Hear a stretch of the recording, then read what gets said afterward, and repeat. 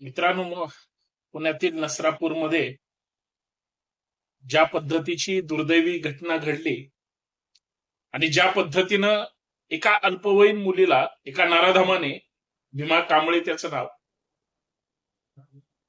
तिच्यावर अत्याचार केले आणि नंतर तिला मारून टाकलं. आणि ही बातमी ज्यावेळेस कानावर पडली त्यावेळेस पासून महाराष्ट्रातल्या ज्याच्या मनात काहीतरी संवेदना आहेत असं प्रत्येकाला प्रचंड धक्का बसलेला आहे की महाराष्ट्रामध्ये आपण जिथं राहतो किंवा आसपास खरंच मुली सुरक्षित आहेत का, महिला सुरक्षित आहेत का? कायद्याचा धाक नराधमांना राहिलेला नाही. आणि कायद्याचा धाक तर राहिलेलाच नाही, परंतु एखादा गुन्हेगार एकदा दोनदा गुन्हे करून सुद्धा जर त्याला क्लीन चिट मिळत असेल तर तो किती भयानक आणि भयंकर गोष्टीला त्या ठिकाणी सामोरं जातो.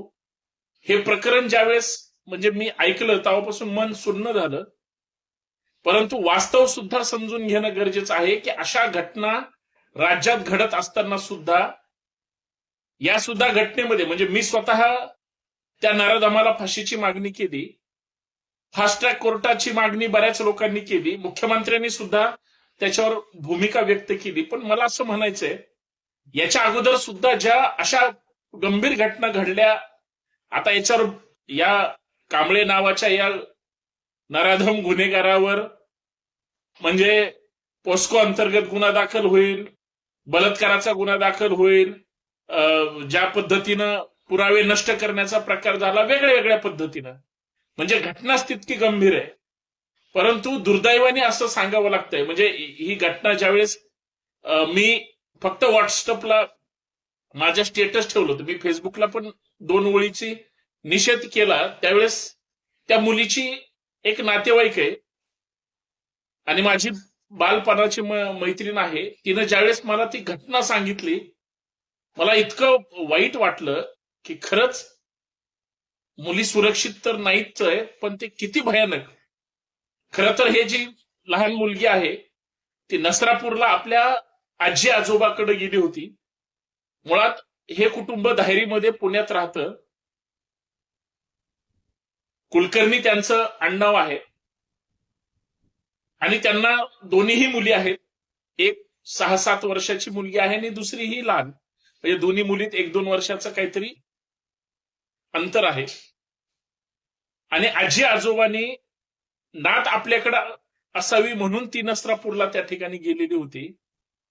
आणि तुम्ही दिवसभर पाहत असाल, ज्यावेळेस मी ते स्टेटस ठेवलं, कारण व्हॉट्सअप चॅनलवर नेहमी आपण काहीतरी टाकलं तर ते इतरांना कळतं म्हणून मी ते टाकलं होतं. आणि गंभीर घटना इतकी भयानक होती त्याच्यामुळं आपोआप निषेध कार्यकर्ता म्हणून आपल्या मनातून येणं.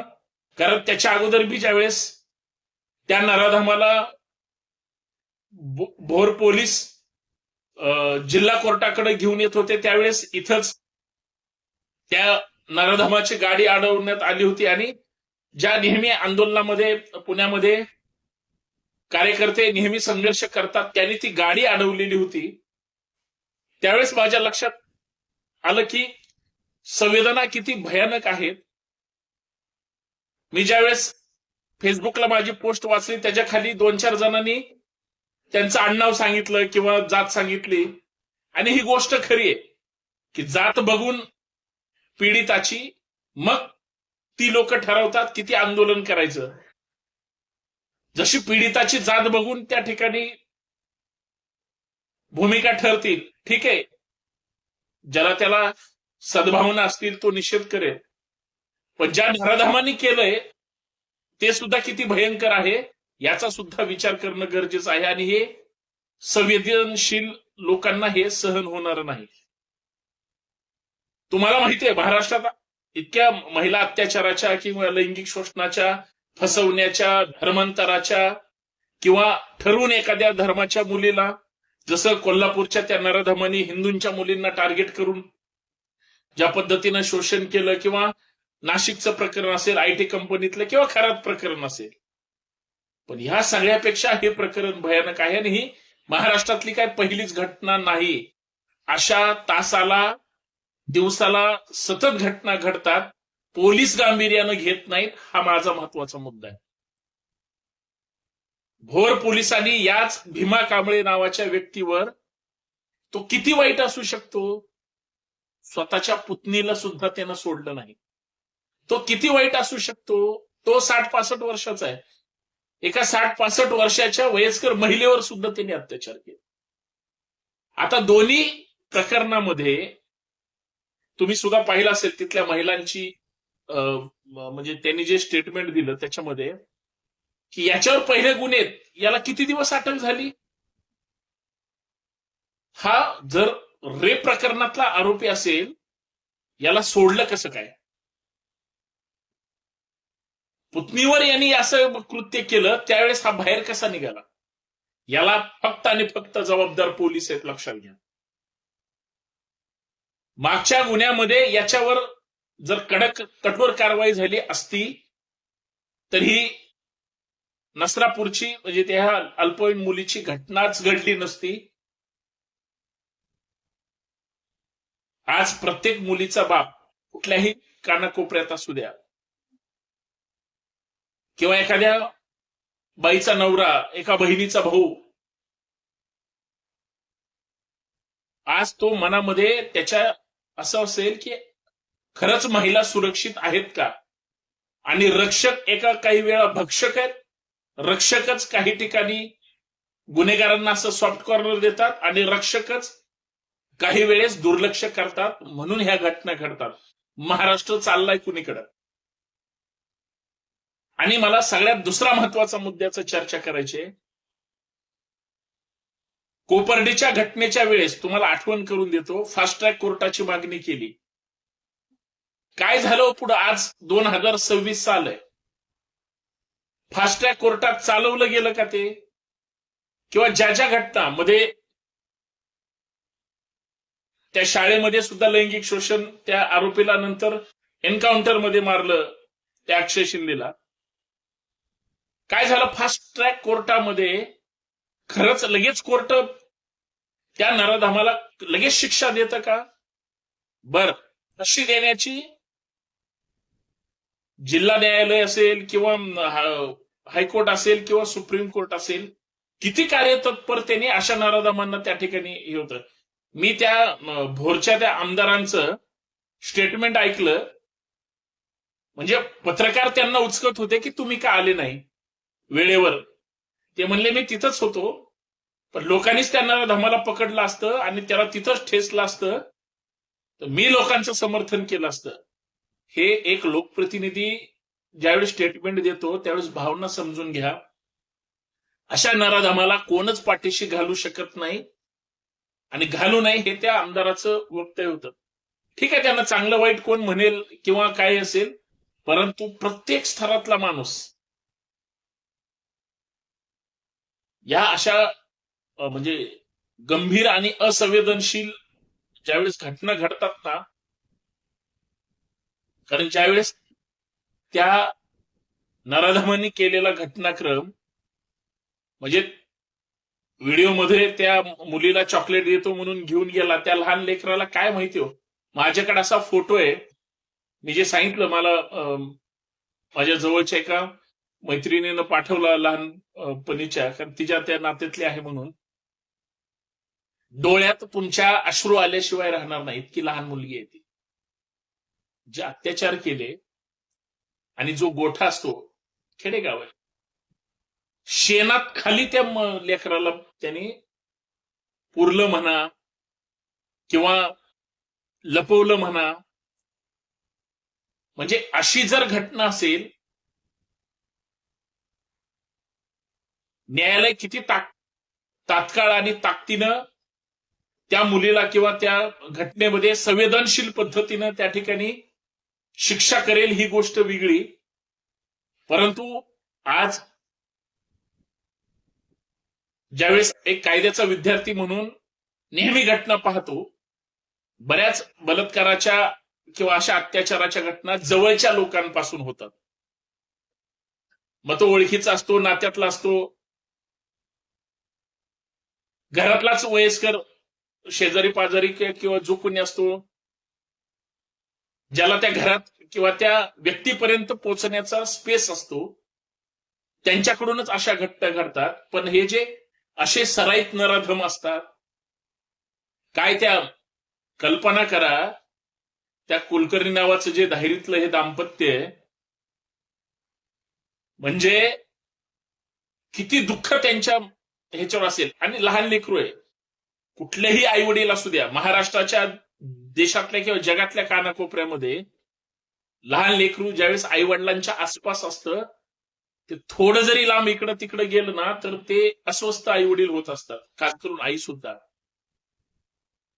किती त्यांच्या मनाला वेदना होत असतील ज्यावेळेस हे वारंवार त्यांच्या मुलीसोबत असं झालंय. म्हणजे आज दिवसभर तर ते मन त्यांचं सुन्न असेल, कुणावर विश्वास ठेवायचा. आणि तिच्या म्हणजे आईच्याच आई वडिलांकडे गेले तरी सुद्धा त्या आजी आजोबाला अपराधासारखं वाटत असेल की नसेल,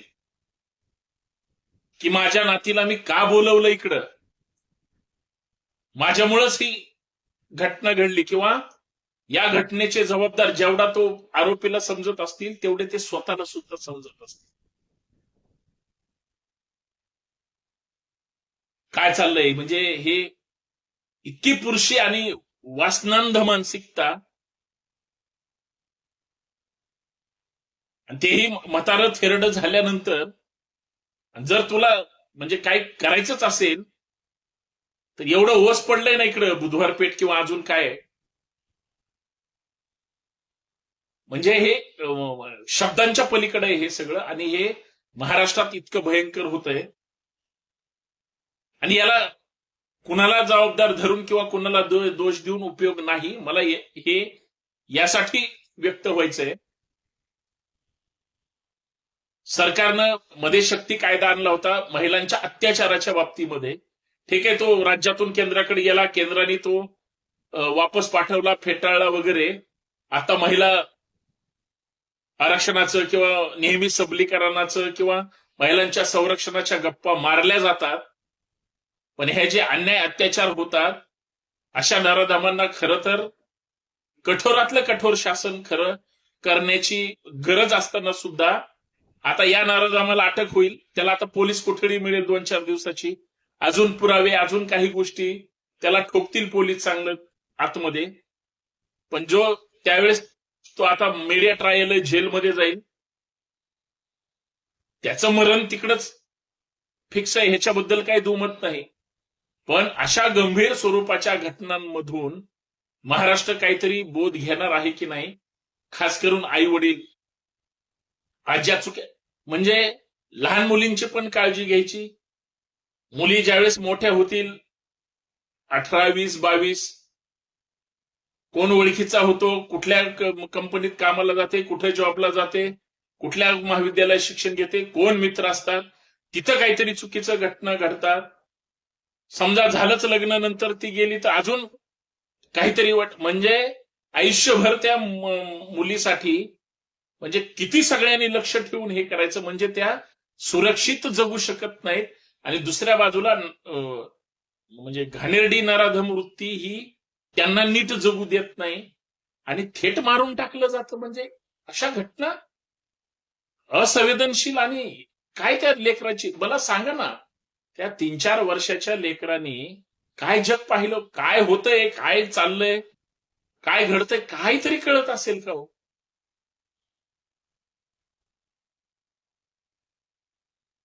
आपला शत्रू जरी असला ना तरी त्याचं वाईट झालं नाही पाहिजे, ह्या मताचा मी आहे. शत्रूचं सुद्धा वाईट होऊ नये, कारण वाद हे वैचारिक असतात, वाद हे चालत राहतात. परंतु इतकं घाणेरडं आणि इतकं म्हणजे वाईट मानसिकता खरं तर कल्पना करत नाही. म्हणून